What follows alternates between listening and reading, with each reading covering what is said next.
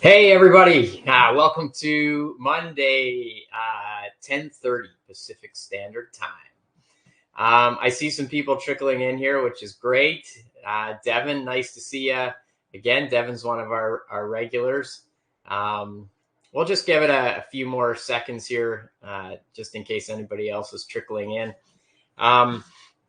Hope you guys all had a great weekend. And today I'm sporting my University of Guelph swim team jersey very proudly. I always forget I have this one and I pull it out and I immediately get a bit nostalgic. I competed on the University of Guelph swim team back in the late 90s, early 2000s. And as a triathlete, it was a real game changer for me. Anyway, maybe I'll share that story if depending on how many questions we have. But anyway, let's see where we're at here. Reminder that these sessions are recorded. So if you want to review them or you have friends that might be interested in the content, please send them into the My Endurance Hub space, which is on the Circle app. And they can check out any of the recordings.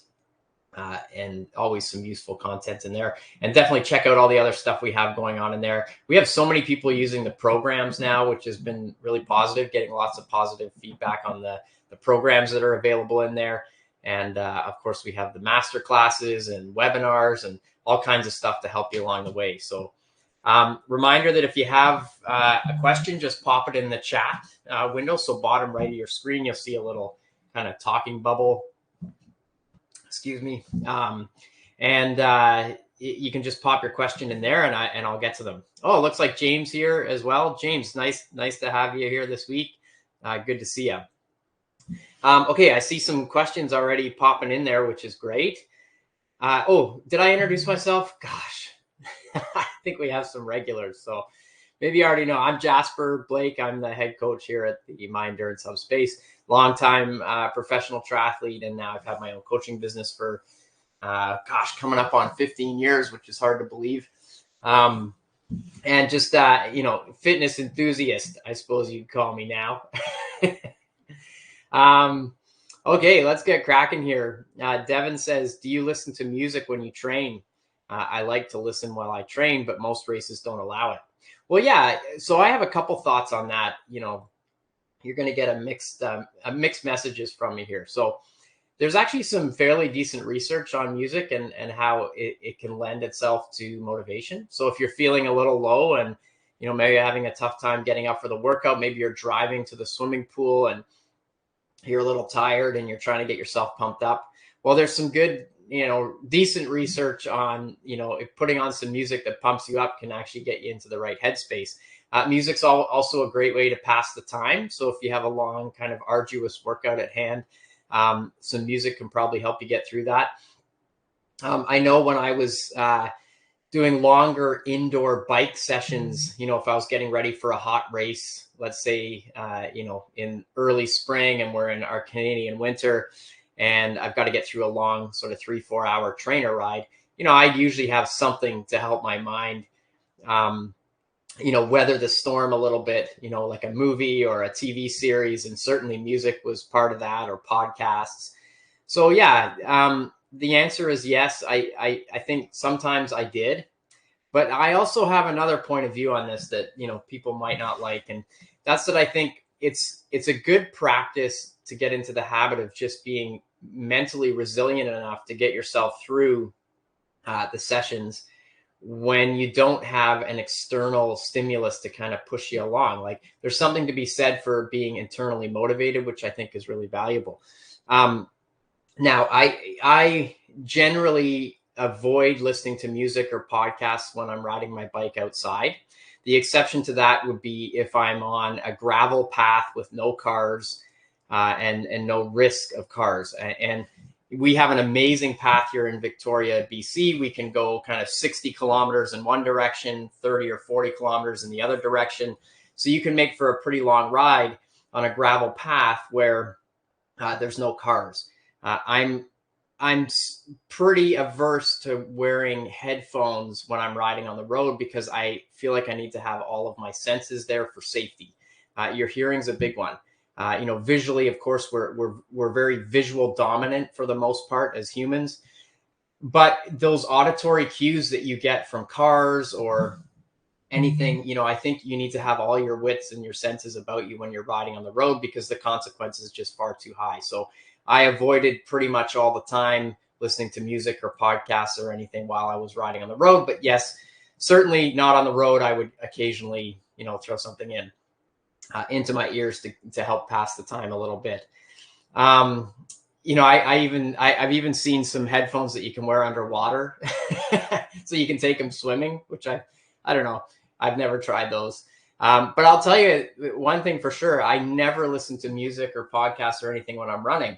I have a very different, I think maybe it's just the length of time that we spend riding. When you get up to 3, 4, 5 hours, that's a lot of time, especially if you're by yourself. But I've never had any desire to listen to music when I run. I just like being out and kind of taking in visually and, my auditory senses. I run in the trails a lot, and I find just being out there, I don't need anything else. I'm mentally engaged and stimulated enough just by being out in nature. I'm not trying to sound all kind of, I don't know what, and it's not a judgment. I mean, I know lots of people who use music and listen to music, and I think that's great if that's what gets you through it. But certainly running, I've never felt the need to. I always feel pretty heightened and engaged when I'm running. Same thing with swimming. There's a lot of auditory stimulus when I'm swimming anyway, from the water and the way the water sounds, that I actually find quite pleasing. So anyway, there's my mixed messages answer for you. Yeah, races for sure. Well, some running races may allow it. I would check, because it would be such a silly way to get disqualified or to get a penalty. But I think I've seen people running with headphones, like marathons and stuff. And again, if you have a playlist that you love to listen to, that really pumps you up and maybe helps motivate you in some moments where it's a little tougher, then wow, why not? That sounds great.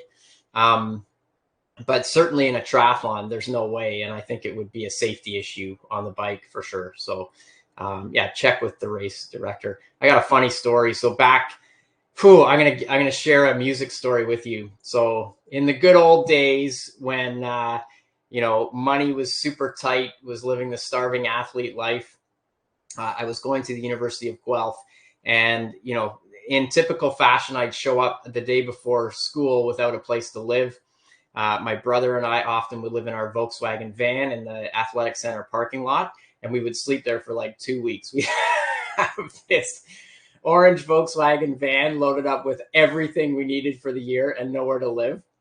And we get a parking pass, and, security would never know we were in there, but we would sleep in our Volkswagen van. And then we'd, wake up in the morning, and usually one guy would stay sleeping. The other guy would drive it to a parking lot that was a little closer to what we needed. And then we'd hop out, and you could use the athletic center, showers and stuff. Anyway, that's not actually the story I wanted to tell you. It just was a good story, so I thought I would keep going. Anyway, the music story. So we usually end up in some crummy, place with roommates you didn't really know. And on one particular year, I ended up in just an awful basement apartment. And, I would have to get up at like 5 a.m. and do my bike trainer sessions. And I didn't really I had a Discman. So, for anybody who's over about the age of 30, you probably know what that is. Maybe not if you're 30. A Discman was like a Walkman. You might not even know what a Walkman is. A Discman is like a portable CD player. And they were awful, because if you kind of bounced around at all, the CD would skip and it wouldn't really work.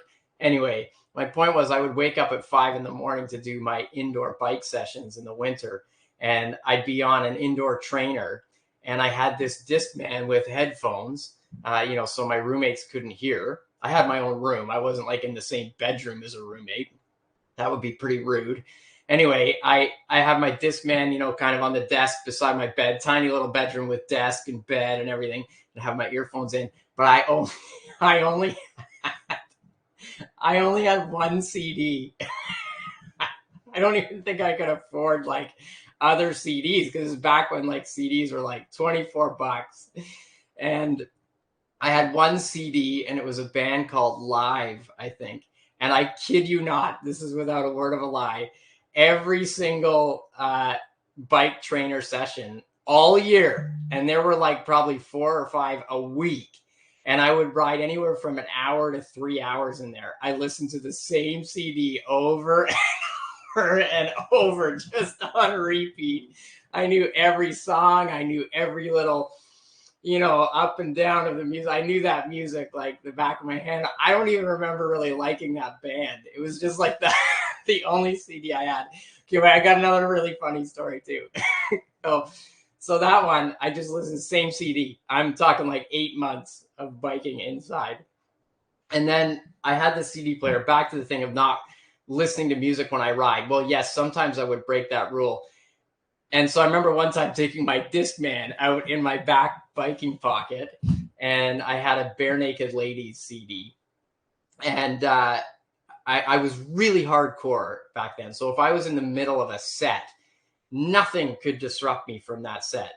And the set I was doing on the day was like probably 4 times an hour at effort for Ironman. And the CD in my back pocket got stuck on one song. So for 4 hours, I listened to the same Bare Naked Ladies song over and over and over. Oh, gosh. Those were the good old days. Now the kids, they have the iPhone with unlimited music. It's always streaming. You can pull whatever. You just have no idea. And then you go back Discman, and you get into tapes. So we had like tapes. You couldn't like suddenly just skip to another song. You had to like rewind or fast forward, and it would take forever. Gosh, I'm dating myself. Hey, great question. Who asked that? I don't even know what the question was. Okay, let's move on. I've talked enough about that. Okay. James says, did you do any training this past weekend? If so, what did you do? I'm not even going to tell you what I did this past weekend. Well, yeah, maybe I should. It's making it sound like it was really bad. It wasn't. I ended up doing this weird job to help a buddy, and it involved flying to Edmonton to go to the West Edmonton Mall, and it's an old friend, so I was helping him out. Anyway, we were working till 2 a.m, and then we'd be back there at 6. This is partly why I'm a bit of a disaster this morning. I was at West Edmonton Mall. I was in Edmonton for 48 hours. I spent 40 of those hours at the mall, and I spent 38 of those hours working with my buddy to help him do what he needed to do, because he's an old friend and I love him. And anyway, so I got in last night, and I'm like a bit wired. Okay. Did I do any training? No, but I lifted so much heavy stuff. And actually, there's a good point to that. I feel very fit these days. I do strength training, 3 times a week. I'm running. And so the workload was hard, but I'm like, thankfully, I still have a very fit, strong body. And, it was fine to do the work. But this morning I did a big stretching routine to kind of help my back a little bit. And anyway, okay. Moving on. Oh, if so, would you, on a normal weekend, James, I would run on a Saturday anywhere from, 1.5 to 2 hours out in the trails. I play hockey early Sunday morning, 6 o'clock Sunday morning. I love it. It's my favorite hockey time because I just spend the entire rest of the day totally wired. And usually I'll go for some kind of bike ride. So my weekends are very, very active in general, but this weekend was very weird. Okay. I love these questions today. They're good. They're a little different. James says, have you ever trained with an animal like a dog? Oh, yeah, for sure. I have a little dog. Well, not a little one, but 25 pounds, a little Aussie doodle, Aussie sheepdog, poodle, great runner. So I will take my dog running and mountain biking. Funny enough, she seems to prefer mountain biking. We'll go for 3-hour mountain bike rides. And she loves it. And mountain biking is interesting because on very technical terrain, when you're climbing, the dog, it's actually really easy for the dog. They're just walking. And then on the downhills, they're sprinting. So I think the reason my dog likes it better is she's either doing very low intensity or very high intensity. And that balance seems to be quite nice. I think dogs seem to prefer that. Like if you take them to the park, they just rip around like crazy, right? But running, she seems to not like as much. And I think it's because this sort of drawn out, boring pace for most of it. And I don't know, it's like an awkward pace for a dog. I feel like dogs are either walking or sprinting, but I'm kind of making that up. I don't know anything about dogs. The answer is yes. I do train with animals. I'd be curious to know. I love the question. Have you ever trained with an animal like a dog? Well, my assumption is that most of the time when people run or mountain bike, they're going with a dog. I'm trying to rack my brain to think what other animal you might take for a training session. I'm so curious. James, what other animal are people taking for a workout? I can't imagine taking my cat for a run. I would love to give it a try with a hamster. We're getting some good ones. Maybe a cat, parrot, or a lizard. A parrot would be a great animal to train with. It just talk back to you. It would trash talk you the whole time. You suck. Oh, geez, I'm on fire. Okay, wait. I got to go back to the questions here. Wow, you have endurance. So I guess, oh yeah. My dog won't run well. I'm just looking for tips. Okay, I'll get serious.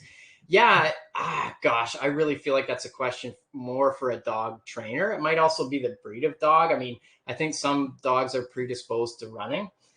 I certainly know mine is. It's got Aussie sheepdog in it. I mean, that's how Aussie sheepdogs spend their lives, like chasing sheep around the field. So that's sort of bred into the breed we have. I know poodles are generally great runners as well.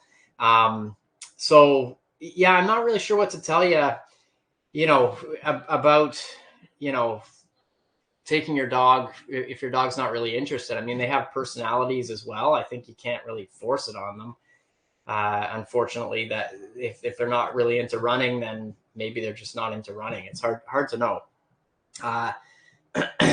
My dog, okay, sounds an amazing time for your dog. Yeah, she loves it. It's great. There's so much, like, dogs just love being out there, right? I think there's so much stimulus for their noses. Like, their noses have like a heightened sense of awareness. So when you're out in the forest, they're just kind of smelling everything. And I really think dogs generally love to run and exercise. James says, I have a friend with a cat, maybe a cat, parrot, or lizard. Good motivation would be a parrot. Yeah, I'd love to train a parrot just to trash talk you the whole time. Like fly behind you and just like, yeah, you're going too slow. Devin says, maybe this is a weird question, but why did you choose triathlon as a sport? I don't want to answer that in truth. I was just too slow to do everything else on its own. I'm just kidding. That is a diss unto myself, not to any of the pros racing now, because they are quite brilliant across all three sports. But we do like to make that as a funny joke that, triathletes generally were too slow for the individual sports, but when you combine them, we're pretty good. But now actually, well, even back then, everybody kind of had their strength. And so the strong bikers were genuinely good bikers, and same with the runners and swimmers. Now, most kids grow up in triathlon programs, and they are, the top pros now, even back then, but especially now, are so competent in all three sports. Obviously they're not at the top level in each sport in its individual right, but they're still very high level. I mean, the top runners now, in triathlon are running kind of 28-29 minute 10Ks. Like, that's pretty legit. I mean, the world record's down, I don't even know what it is now, probably 26 or even faster than that. So they're a ways off of the top in each sport, but they're still really, really good. But triathlon, like, to answer a little more seriously, I grew up as a downhill skier. I played tennis in the summers and competitive in both. And I really just I wanted my career for at least part of my life to be in sport. and that didn't really come to fruition in skiing or tennis. I did well, but not really well enough to make it, my job, so to speak. I did go on a tennis scholarship to the US for a year. And, but triathlon, as a kid, I, probably was more predisposed to endurance events. I had I was good at pushing myself. I could run really hard for long periods of time, or do anything that was like, that type of energy system. I was kind of decent at from a young age. And then in my late teens, I started really applying that. And triathlon seemed like a great sport. One of my, earlier influences in my life was a ski coach who was doing Ironman. And, kind of, that's probably was the real catalyst for me, was, seeing one of my mentors and one of the people I looked up to doing that sport and having success. And, that, probably planted the seed a little bit for me to go that route. And then, of course, it kind of, compounds on itself, because you put some time in, and then you have a little bit of success, and then that fuels the fire a little bit. It's like a nice little upward spiral that you get into. And then you work harder, and then you have more success, and then that inspires you to work harder, and so on and so on and so on. And, so I experienced some success early on in that sport, which felt really good. I felt all the things that can satisfy our insecurities in a way, wanting to be relevant and, have a space where you feel valued, and all these things that are still important now. But when I look back, I'm like, yeah, those were just in some ways insecurities that that needed to be fed. And that's sort of a weird way to look at it. But, this triathlon gave me the positive feedback or affirmation that I had value. I also love doing the sports. I love pushing myself, but, from a self-esteem standpoint, it was very helpful as well. And so that kind of kept me going. And, I think, humans are kind of complicated. We're not straight up just in purity of like, I want to get better at swim, bike, run, which is part of it. But there's also the part where, hey, look, people notice me, and, I'm getting validation for the time and effort I'm putting in. And that also feels good. It's a weird thing to say. I can say it now that I'm 50. I sort of reflect on that stuff a lot. And I find that part of our psyche interesting.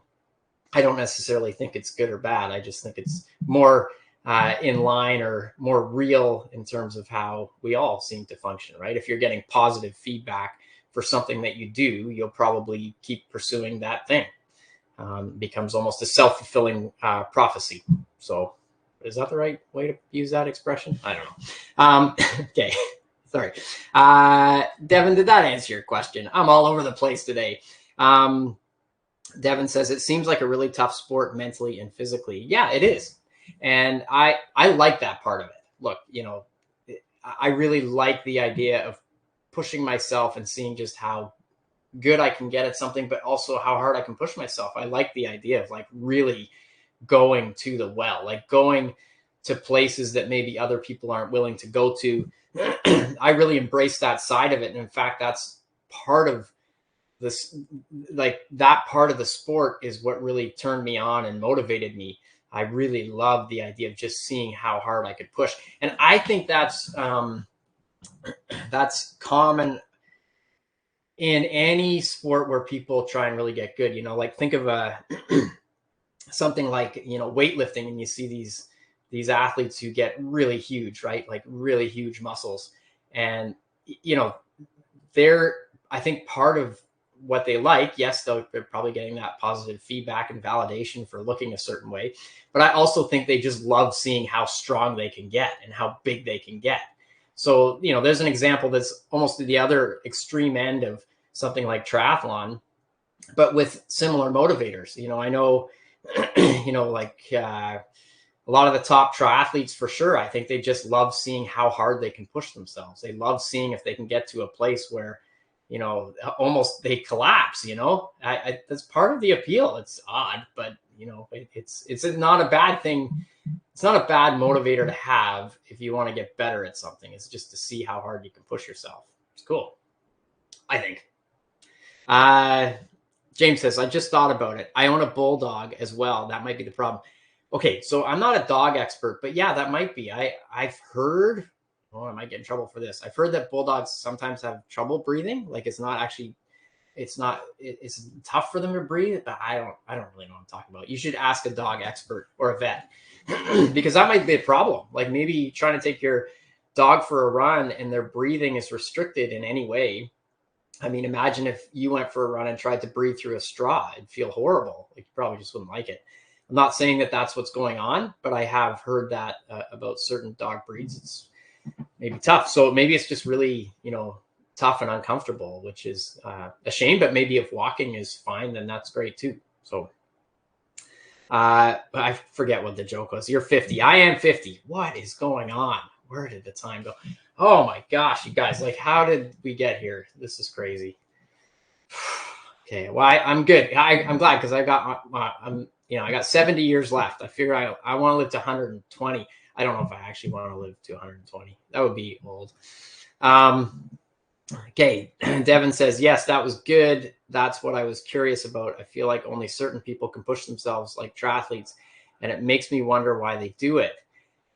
Yeah, no, not only certain people can push themselves. I think everybody can. I think the mistake we make is thinking that if you win, you pushed yourself, and those are the only people that push themselves. This is a mistake. Even if you're coming 100th or 200th or 1,000th in these events, you can still push yourself as hard as the person that wins the thing. I mean, look, that might be part of their superpower or part of what makes them so great is, yeah, they're going to push themselves maybe more than most people will.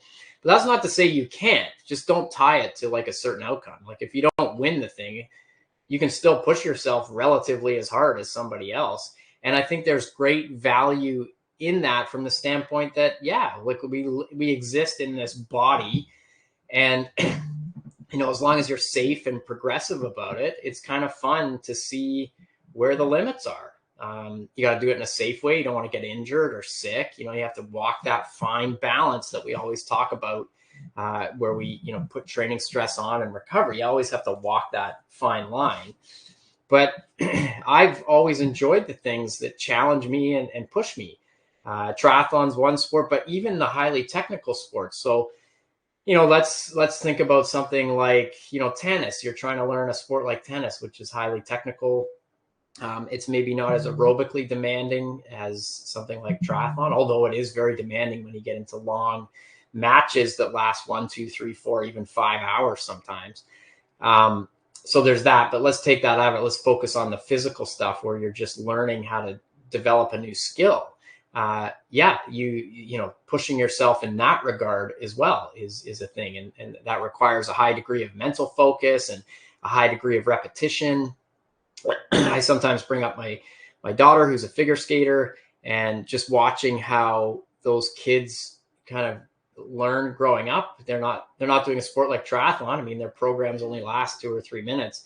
But what's amazing in terms of pushing themselves is this repetitive thing they have to get into in order to learn a new jump or a new spin or whatever they're doing.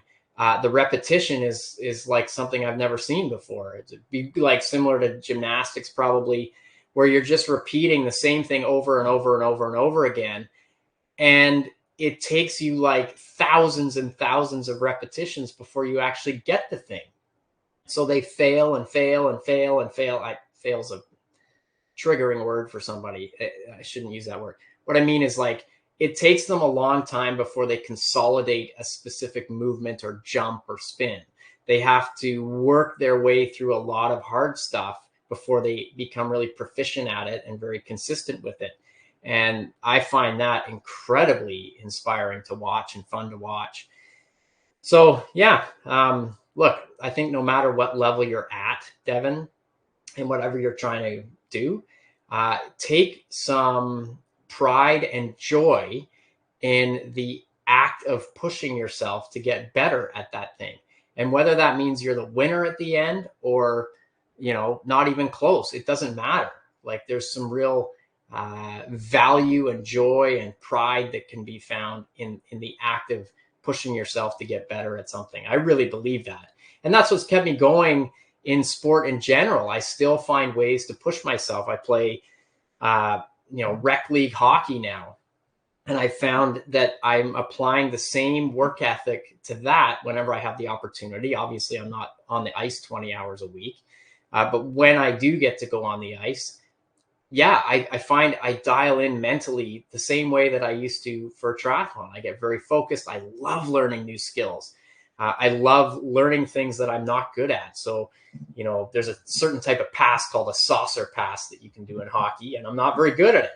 But whenever we're warming up for our little scrimmage game, I do my little warm up and then I spend like as much time as I can trying to do a saucer pass. And I just like focus and I find the other guys on the ice who are good at it and I make them pass it with me and tell me how to do it.